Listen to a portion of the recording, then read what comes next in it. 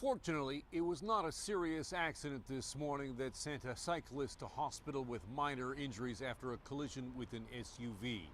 There were no construction vehicles involved in this accident, but it has raised questions about the safety of bike lanes around major construction sites in the city.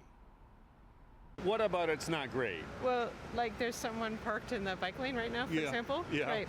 And that's quite common. And it's also, there are often people walking along the pathway there that's for bikes. Right. The little detour pathway. Avoiding construction is a Toronto fact of life.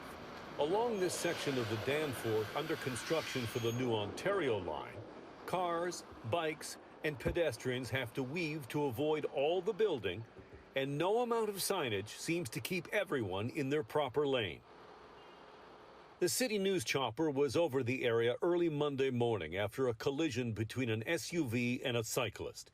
You can see other cyclists riding around as the investigation is ongoing. The cyclist was taken to hospital with minor injuries. David Shelnut, a lawyer specializing in cycling accidents, says this is a problem citywide. Poor signage, lanes abruptly closed, dangerous construction equipment left with no warning cones or anything like that. And year after year, we see a pretty abysmal response from municipal authorities here. At the bike store across from the Danforth construction, they see all kinds of behavior and offer this bit of wisdom about following the rules of the road. There are bad cyclists, there are bad pedestrians, and there are obviously bad drivers out there.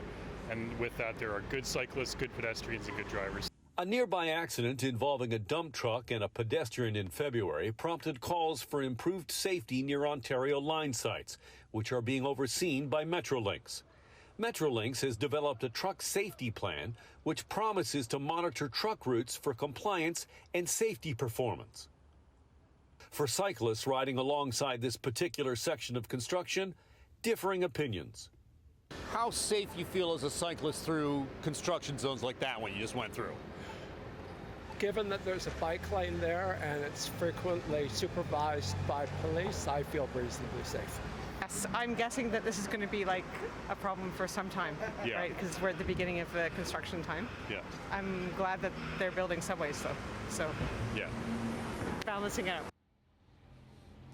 Cycling advocates are pushing for more enforcement and more monitoring of the rules. As for the City of Toronto, it put out a statement today saying that it continues to liaise with Metrolinx and to review truck routes in and around the Ontario line construction sites. Cynthia? Okay, Alan, thank you. Cycling advocates say they want to see more enforcement of the rules. As for the City of Toronto, it put out a statement saying that it continues to liaise with Metrolinx to review the routes that trucks take around construction sites. Alan Carter, City News.